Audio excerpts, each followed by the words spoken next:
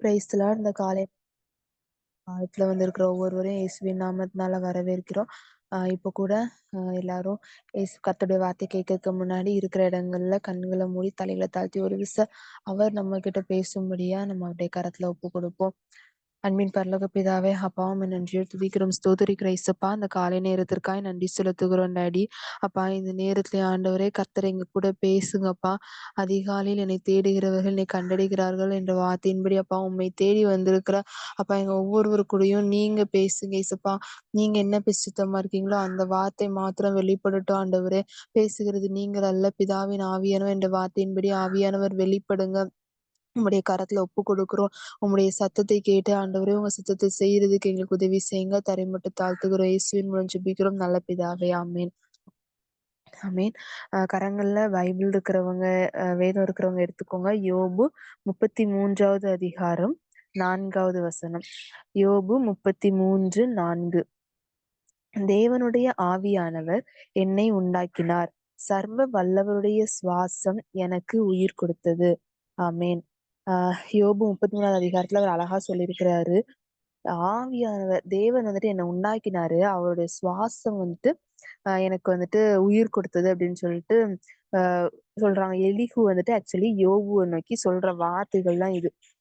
யோபுவை பத்தி நமக்கு நல்லாவே தெரியும். யோபு வந்துட்டு எவ்வளோ பெரிய பரிசுத்தவானா இருந்தாங்க. ஏசப்பாவுக்காக எவ்வளோ ஓடுனாங்க. அதாவது பரிசுத்தத்தை காத்து கொண்டாங்க.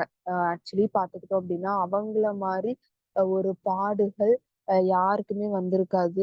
அந்த பாடுகள் மத்தியிலையும் மறுதலிக்காம தூஷிக்காம உலகத்துக்கு பின்னாடி சாய்ந்து போகாம எல்லாத்தையும் சகித்து கொண்ட ஒரு மனுஷன், கர்த்தருக்காக நின்ற ஒரு மனுஷன், பின்னாடி கர்த்தருக்காக உயர்த்தப்பட்டாரு. கர்த்தர் அவரை ரெட்டிப்பா அவரை ஆசீர்வதித்தாரு.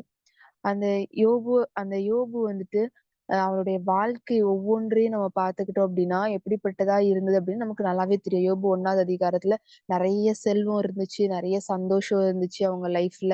பாவம் இல்லாத வாழ்க்கை, கர்த்தரை பின்பற்றுகிற ஒரு வாழ்க்கை. நம்மளுடைய அதே மாதிரிதான் நம்மளுடைய லைஃப்லயும் நிறைய ஏசப்பா ஆசீர்வாதங்களை கொடுத்திருக்கிறாங்க. நிறைய சந்தோஷங்கள், சமாதானங்கள், நிறைய விஷயங்கள் ஏசப்பா நமக்கு கொடுத்திருக்கிறாங்க. யோபுக்கு வந்துட்டு பிரச்சனை வந்தப்போ யோபு நின்னாங்க. நம்மளுடைய லைஃப்லயும் நமக்கு பிரச்சனை வரும்போது நம்ம நிக்கணும்னு சொல்லிட்டு ஏசப்பா வந்து விரும்புறாங்க.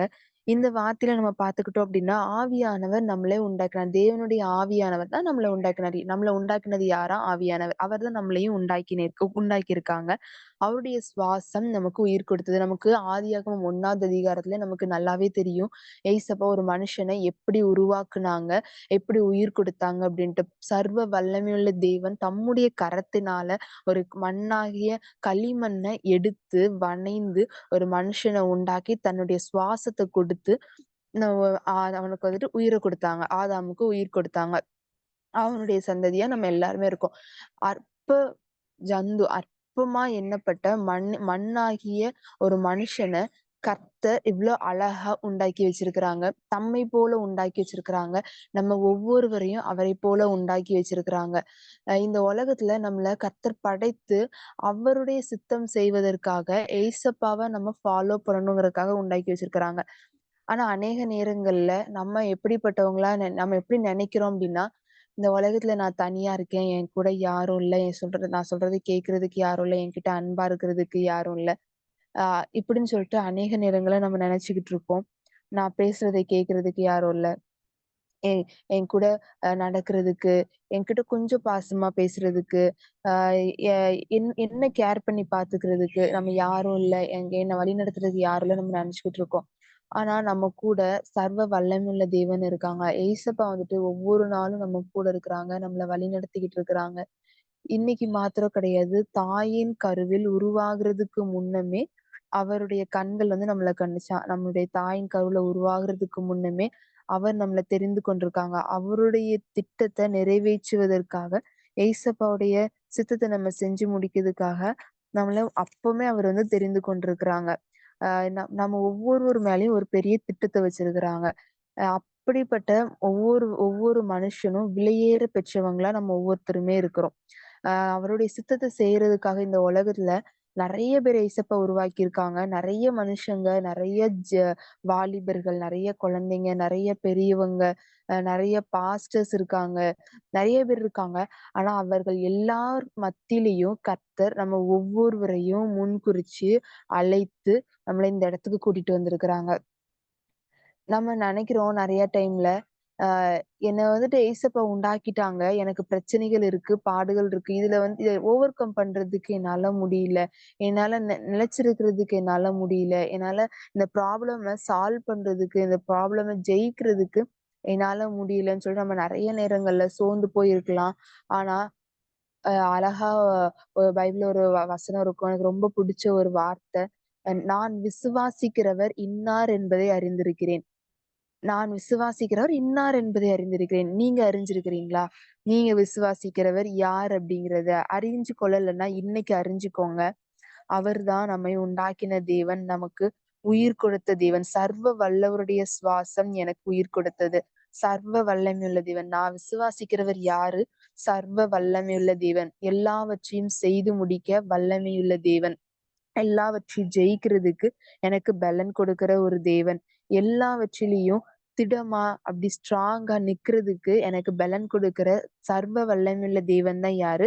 எனக்கு உயிர் கொடுத்திருக்கிறாரு. அவர் எனக்கு உயிர் கொடுத்திருக்கும்போது, அவர் என்னை விட்டு விலகவும் மாட்டாரு. என்னை கைவிடவும் மாட்டாரு. அவர் என் கூட இருக்கிறாரு. அவர் வந்துட்டு என்னை எப்பொழுதுமே பலப்படுத்தி, ஸ்திரப்படுத்தி எல்லா சூழ்நிலைகள்லயுமே நிலைநிறுத்துறதுக்கு வல்லமையுள்ள தேவனா இருக்கிறாங்க. அப்படிங்கிறத நம்ம விசுவாசிச்சோம் அப்படின்னா, அவர்ல நம்ம நிலைத்திருந்தோம் அப்படின்னா, அவர நம்ம எப்போதுமே அறிக்கையிட்டோம். "ஏசப்பா, நீங்க என் கூட இருக்கிறீங்க. நீங்க என்ன இதுவரைக்கும் நடத்துறீங்க.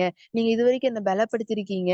இன்னமும் நீங்க என்ன பலப்படுத்துங்கன்னு" சொல்லிட்டு நம்ம ஒவ்வொரு நாளும் அவர விசுவாசிச்சு, அந்த விசுவாச பாதையில நடக்கிறோம் அப்படின்னா, அவருடைய உண்மையான பலன நம்ம பெற்றுக்கொள்ளுகிறவர்களா இருக்கிறோம். ஆவியானவர் ஒவ்வொரு நாளும் நம்ம கூடயே தான் இருக்கிறாங்க. நம்மள வழிநடத்தி கொண்டிருக்கிறாங்க.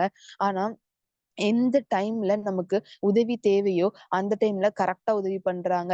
நம்ம தான் நெறைய டைம் என்ன பண்ண என்ன என்ன பண்றோம் அப்டின்னா, நம்ம தனியா இருக்கிற மாதிரியும், நமக்கு எதுவுமே முடியாத மாரி நெனச்சுக்கிட்டு இருப்போம். ஆனா, நம்ம கூட ஆவியானவர் இருக்கிறத மறந்து போய் நெனச்சுக்கிட்டு இருப்போம். ஆனா, ஏசப்பா வந்துட்டு நம்ம கூடயே தான் இருக்காங்க. அவர் நம்ம கூடயே இருக்கிறத நம்ம எப்போ அறிந்து கொள்றோம், எப்போ அத ஸ்ட்ராங்கா பிலீவ் பண்றோமோ, அப்போ நம்ம எல்லா காரியங்களையும் செய்து முடிக்கிறதுக்கு கர்த்தர் நமக்கு உதவி செய்யறதுக்கு வல்லமையுள்ள தேவனா இருக்கிறாங்க. நியாயாதிபதிகள் 14வது அதிகாரத்துல ஒரு மனுஷன் இருக்காரு. நல்லாவே நமக்கு எல்லாத்துக்குமே தெரியும். சிம்சோன். சிம்சோன் பத்தி நமக்கு நல்லாவே தெரியும். தாயின் கருவுல ஏசப்பா அவன உருவாகும்போதே ஒரு திட்டத்துக்காக உருவாக்குறாங்க. இஸ்ரவேல் ஜனங்கள பெலிஸ்தர் கைக்கு விடுவிக்கிறதுக்காக தெரிந்து கொள்ளப்பட்ட ஒரு பாத்திரம் தான், தாயின் கருவுல உருவாக்கப்பட்ட ஒரு பாத்திரம் தான் யாரு? சிம்சோன். அந்த சிம்சோனுடைய வாழ்க்கை எப்படிப்பட்டதா இருந்துச்சு அப்படின்னா, ஒரு நசரேய வாழ்க்கையா இருந்தது. அவனுடைய வாழ்க்கை கர்த்தருக்குரியதா இருந்தது. அவனுடைய தலையில சவரகன் கத்தி படக்கூடாது. தீட்டான எதையும் தொடக்கூடாது, எதையும் சாப்பிடக்கூடாது அப்படின்னு சொல்லிட்டு நெறைய கண்டிஷன்ஸ். அவர பின்பற்றணும். அவர் அவன் கூடயே இருக்கணும் அப்படின்னா, அவனுடைய வாழ்க்கை எப்படிப்பட்டதா இருக்கணும் அப்படிங்கிறது நமக்கு நியாயாதிபதிகள்ல 13வது அதிகாரத்துல ஏசப்பா அழகா சொல்லியிருப்பாங்க அவங்க அம்மாகிட்ட. அ "நீ கர்ப்பந்த" 13வது அதிகாரம் 5வது வசனத்துல, அ அ 4, 5ல "ஆதலால் நீ திராட்சரசம், மதுபானம் குடியாதபடிக்கும், தீட்டான ஒன்று புசியாதபடிக்கும் எச்சரிக்கையாய் இரு. நீ கர்ப்பந்தரித்து ஒரு குமாரனைப் பெறுவாய். அவன் தலையின் மேல் சவரகன் கத்தி படலாகாது. அந்த பிள்ளை பிறந்தது முதல் தேவனுக்கென்று நசரேயனாயிருப்பான். அவன் இஸ்ரவேலை பெலிஸ்தரின் கைக்கு நீங்கலாக்கி ரட்சிக்கத் தொடங்குவான்." அழகா ஏசப்பா அவருடைய தூதன் அனுப்பி, அ அவங்க மனோவாவோட ஒய்ஃப் கிட்ட சொல்லியிருப்பாங்க. நீ வந்துட்டு திராட்சை ரசம் குடிக்கக் கூடாது. இந்த சிம்சோன் வயித்துல உருவாகுறதுக்கு முன்னாடியே இசப சொல்லிடுறாங்க. அவங்க தாயையே பரிசுத்தப்படுத்துறாங்க. ஒரு ஒரு நசரேயன் கர்த்தருக்காக வாழக்கூடிய ஒரு மனுஷன், அவருக்காக வாழணும் அப்டின்னா, அவர் சித்தத்த செஞ்சு முடிக்கணும். பெலிஸ்தர் கைக்கு இஸ்ரவேலர மீட்டு ரட்சிக்கணும் அப்டின்னா, அவனுடைய தாயும் பரிசுத்தமா இருக்க வேண்டியது அவசியம்னு சொல்லிட்டு, கர்த்தர் என்ன பண்றாங்க, அந்த சிம்சோனுடைய தாயையும் பரிசுத்தமா இருக்க சொல்றாங்க. அவன் உருவாகுற அதுக்கு அவங்க அந்த அந்த அவன் வந்துட்டு அதுக்கு முன்னாடி அவங்க அம்மா மலடியா இருக்கிறாங்க. அதுக்கப்புறம் தான் சிம்சோன் ஏசப்பா குடுக்குறாங்க. குடுக்கும்போது அவருக்கு அவங்க தாய வந்து பரிசுத்தப்படுத்துறாங்க.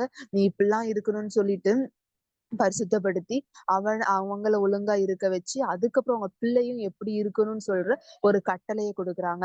அதன்படி அந்த பிள்ளை வளர்க்கப்படும்போது, தேவனுடைய பரிசுத்த ஆவியானவர் அவர் மேல இருக்கிறாங்க. சிம்சோன் மேல எப்பவுமே தங்கியிருக்கிறாங்க.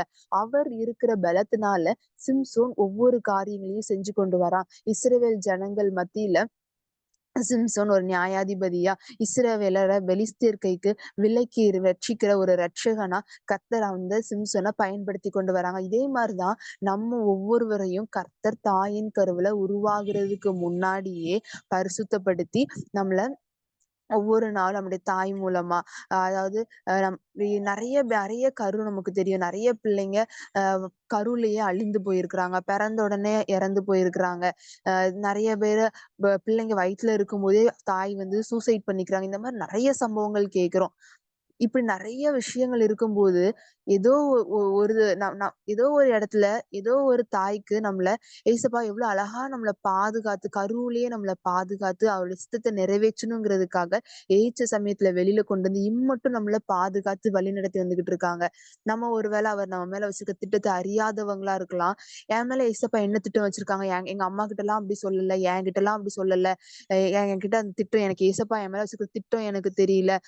ஏசப்பா என்னோட ஃபியூச்சர்ல என்ன வச்சிருக்காங்கன்னு எனக்கு தெரியல அப்படின்னு கன்ஃபியூஷனா நம்ம இருக்கலாம். தெரியாதவங்களா இருக்கலாம். இல்ல ஒரு வேளை கேட்காதவங்களா இருக்கலாம். நம்ம ஒரு வேளை நமக்கு தெரியல அப்படின்னாலும், நம்ம கேட்கல அப்படின்னாலும், அவர் நமக்கு சொல்லல அப்படின்னாலும், நம்ம மேல ஒரு திட்டம் இருக்குது.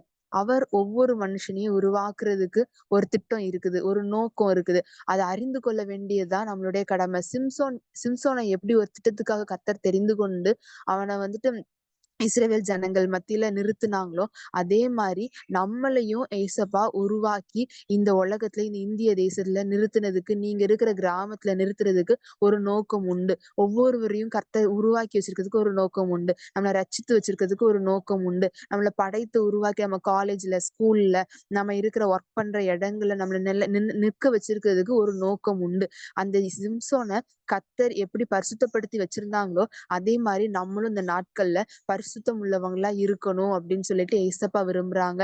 யோபுல அழகா நம்ம பார்த்தோம்ல, பரிசுத்த ஆவியானவர் என் மேல இருக்கிறார். அவர் வந்துட்டு நம்ம மேல இருக்கிறாங்க. அவருடைய சுவாசம் நமக்கு உயிர் கொடுத்தது. அவர் தான் நமக்கு உயிர் கொடுத்திருக்கிறாரு. அவர் நம்ம கூட இருக்கிறாரு. நமக்குள்ள இருக்கிறாரு. நம்மள பலப்படுத்துகிற தேவனா இருக்கிறாரு. அத நம்ம விசுவாசிச்சோம் அப்படின்னா, அவர் நம்மள பலப்படுத்துறதுக்கு வல்லமை உள்ளவரா இருக்காரு. நம்முடைய பரிசுத்தத்தை காத்து கொண்டோம் அப்படின்னா, அவர் என்றும் நம்ம கூட இருந்து வழிநடத்த வல்லமையுள்ள தேவனா இருக்கிறாரு. இந்த சிம்சோன் பரிசுத்தமாய் வாழ்கிற ஒவ்வொரு நாட்களிலும் தேவன் அவர வல்லமையா பயன்படுத்தி கொண்டு வராங்க. நெறைய ஒரு கழுதையோட தாடை எலும்ப வச்சுட்டு 1000 பேரு, 3000 பேரு சொல்லி ஒவ்வொருத்தரையா நெறைய பேர கொல்றாங்க. அ ந நரி 300 நரிய பிடிச்சு அந்த வெள்ளாண்மை பெலிஸ்தருடைய வெள்ளாண்மையெல்லாம் அழிக்கிறாங்க. ஒரு பெரிய இரும்பு கதவ அப்படியே தோள்ல தூக்கி வச்சுட்டு அவர் பாட்டுக்கு போறாரு. நெறைய பேர் அவன கொல்லணும்னு நெனைச்சாலும், அவர்கள் மத்தியில கர்த்தர் சிம்சோனுக்கு பலன் கொடுக்குறாங்க. இது எல்லாத்துக்கும் காரணம் அவர் இருந்த நசரேய விரதம், பரிசுத்த ஆவியானவர் அவர் மேல தங்கி இருந்தது. அவர் வந்து ஒரு பரிசுத்தமான வாழ்க்கை வாழ்ந்ததுதான் ஆவியானவர் அவர் கூட இருந்ததுக்கு காரணம். அவர் அநேக காரியங்கள செய்ததுக்கு காரணம். நமக்குள்ள அந்த பரிசுத்தம் இருக்குதா? நம்ம பரிசுத்தம் உடையவர்களா இருக்கிறோமா?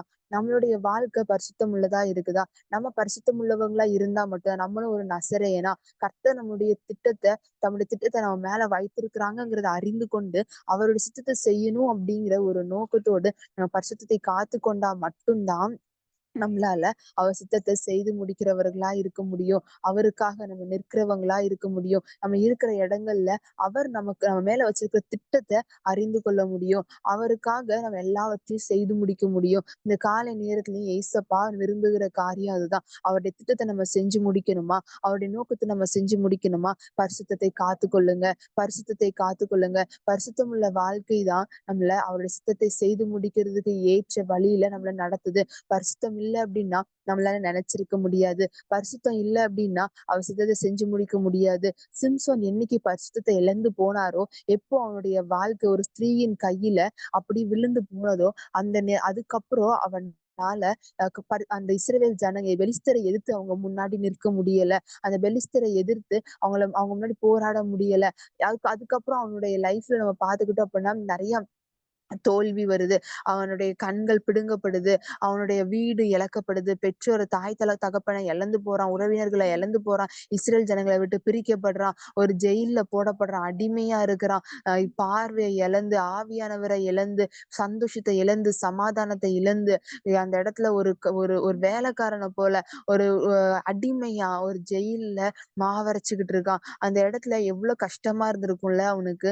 நான் ஏசப்பா ஒரு கர்த்தரால வல்லமையாய் பயன்படுத்தப்பட்ட ஒரு பாத்திரம், திடீர்னு ஒண்ணுமே இல்லாம, எங்க இருக்காங்கன்னே தெரியாம, ரொம்ப அடிமையா எல்லாருனாலயும் தூஷிக்கப்படுற லெவலுக்கு தாழ்த்தப்பட்டாங்கன்னா, எவ்ளோ கஷ்டமா இருக்கும்ல. இதே மாரி தான் நம்மளுடைய லைஃப்லயும் நம்ம நெறைய அனுபவிச்சிருப்போம். நமக்கு நெறைய நெறைய நமக்கு நடந்திருக்கும். ஒரு இடத்துல நம்ம வீட்லயே நம்மள பாராட்டுன ஒரு நாவு, நம்மள திடீர்னு திட்டும். உயர்த்தப்பட்ட ஒரு இடத்துல திடீர்னு ஒரு தாழ்த்தப்படுதல் வரும். இது எல்லாத்துக்குமே காரணம் என்னன்னா, நம்முடைய பரிசுத்த குலைவு. நம்ம பரிசுத்தத்த நம்ம இழந்து போன தன்மை. கர்த்தருடைய வார்த்தைய விட்டு விலகி போன ஒரு நிலைமை. இந்த நிலைமை தான் நம்மள என்ன பண்ணுது அப்டின்னா, அவர் இஷ்டத்த செய்து முடிக்க முடியாதபடிக்கு தடுக்குது. ஆவியானவர் நம்மள வழிம நடத்த முடியாதபடிக்கு நம்மள தடை பண்ணுது. ஆவியானவர் நம்ம மேல இருக்க முடியாதபடிக்கு, நம்ம கூட இருக்க முடியாதபடிக்கு, நம்மள வழிநடத்த முடியாதபடி அவர தடை பண்றது நம்முடைய பரிசுத்த குலைவு. நம்முடைய பாவங்கள். நம்ம இது எல்லாத்தையுமே இந்த நாள்ல விட்டு, "ஏசப்பா எனக்கு உதவி செய்யுங்க" அப்படின்னு சொல்லிட்டு நம்ம கேட்கும்போது, கர்த்தர் நம்மளுக்கு உதவி செய்ய வல்லமையுள்ள தேவனா இருக்கிறாங்க. ஒவ்வொரு நாளும் நமக்கு நம்மள பரிசுத்தப்படுத்திக் கொள்ள வேண்டியது, நம்ம அவருடைய வழியில நடக்கிறதுக்கு, நம்ம அவருடைய கரங்கள்ல ஒப்புக் கொடுக்க வேண்டியது எல்லாமே ரொம்ப முக்கியமானதா இருக்குது. சிம்சோன் எல்லாத்தையும் இழந்து போனதுக்கு அப்புறம் கூட, அவர் வந்துட்டு அந்த கடைசி வரை நான் அப்படியே ஸ்மரிக்கல. அவனுக்குள்ள ஒரு ஞானம் வருது. ஐயோ! நான் வந்துட்டு எப்படி இருந்தேன்? ஆனா இப்போ இந்த இடத்துல நீ இருக்கிறேன்னு சொல்லிட்டு தன்னை ஒப்பு கொடுத்து கர்த்தர்கிட்ட ஒரு இரக்கத்தை கேட்டு கடைசி நேரத்துல சொல்றாங்க. நியாயாதிபதிகள் 16வது அதிகாரத்துல இந்த ஒரு விசை மாத்திரம் 38வது அதிகாரத்துல 38வது வசனத்துல 16 நியாயாதிபதிகள் 16 28வது வசனத்துல லாஸ்ட் பின்பாகத்துல போட்டிருக்கும்.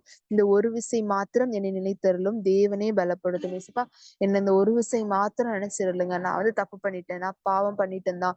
நீங்க இந்த ஒரு விசை மாத்திரம் என்ன நினைத்திருலுங்க. என்ன பலப்படுத்துங்கன்னு சொன்னப்போ கர்த்தர் அந்த பெலிஸ்தியர அவன் கூட அந்த இடத்துல இருந்த பெலிஸ்தியர அவன் கையில ஒப்பு கொடுக்குறாங்க. முன்னிலைமையை காட்டிலும், முன்னாடி அவன் கொன்ன பெலிஸ்தியரை காட்டிலும், பின்னாடி அவன் மூலமா செத்த பெலிஸ்தியர்கள் அதிகமான பேரா இருக்காங்க. நெறைய பேர கர்த்தர் அவனுடைய கரங்கள்ல ஒப்பு கொடுக்குறாங்க. நெறைய பேர் அந்த இடத்துல மரிக்கிறாங்க.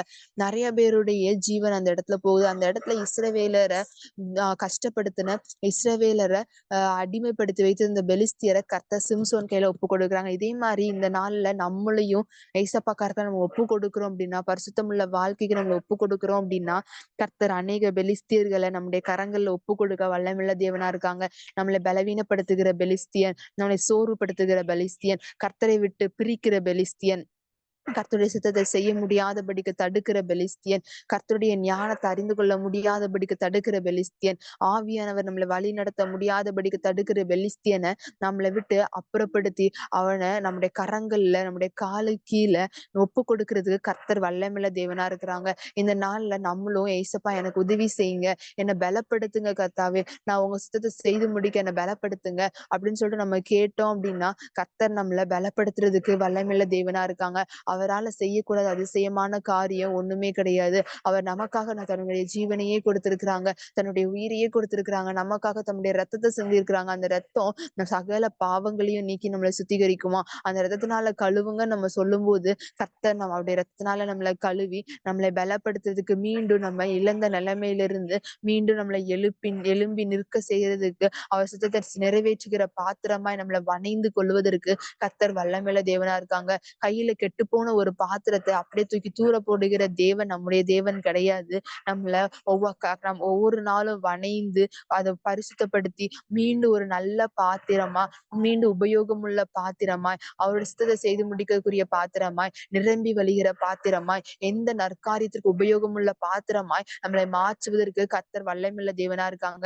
இது எல்லாத்துக்கும் அடித்தளம் ஒரு பரிசுத்தம். நமக்குள்ள பரிசுத்தம் வேணும். பரிசுத்தத்தை காத்து கொள்ளுகிற வாழ்க்கை வேணும். ஆவியானவர் நம்ம கூட இருக்கணும் அப்படின்னா, அந்த சர்வ வல்லமையுள்ள தேவன் நம்மளை வழி நடத்தணும் அப்படின்னா, பரிசுத்தம் உள்ள வாழ்க்கை அவசியம். அப்பா கிட்ட நம்ம கேட்போமா? எல்லாரும் இருக்கிற இடங்கள்ல கண்களை மூடி தலைகளை தாழ்த்தி, அப்பா என்னை பரிசுத்தப்படுத்துங்க. இந்த நாள்ல என்னை பரிசுத்தப்படுத்துங்கப்பா. உங்க சித்தத்தை செய்து முடிக்கணும் அப்படின்னா, எங்களுக்குள்ள ஒரு பரிசுத்தம் வேணும். சர்வ வல்லமையுள்ள தேவன் எங்களை ஆளுகை செய்யணும் அப்படின்னா, எங்களுக்குள்ள ஒரு பரிசுத்தம் வேணும். அந்த பரிசுத்தத்தை எனக்கு தாங்க ஆண்டவரே. அப்பா உம்முடைய பரிசுத்தத்தினால எங்களை நிரப்புங்க ஈசப்பா. பரிசுத்த ஆவியானவர் எங்களை ஆளுகை செய்யுங்கப்பா. அப்பா எங்களுக்குள்ள ஏதாவது குற்றங்கள், குறைவுகள் இருந்தா கர்த்தர் கிருபையாய் மன்னிங்க ஏசப்பா. உங்க ரத்தத்தினால எங்களை கழுவுங்கப்பா.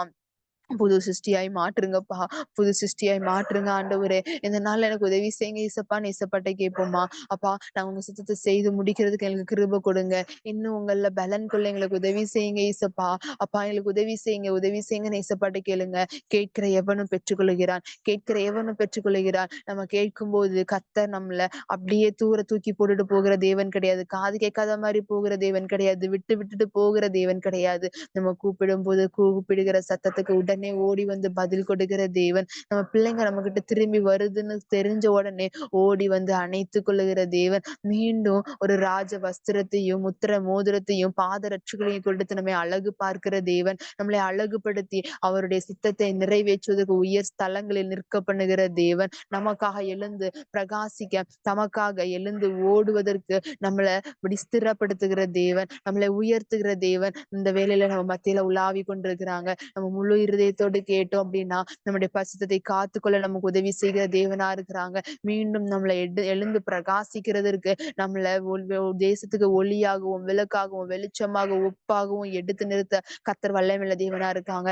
அப்பா அன்பின் பரலோக பிதாவே, அப்பா உம்முடைய கரத்துல இந்த வேலையில ஒப்பு கொடுக்குறேன் ஏசப்பா. அப்பா யாரெல்லாம் அப்பா எங்க பரிசுத்தத்தை காத்துக்கொள்ள உதவி செய்யுங்கன்னு கேக்குறாங்களோ ஒவ்வொருவருக்கும் கர்த்தர் கிருபை கொடுங்க. உதவி செய்யுங்க ஏசப்பா.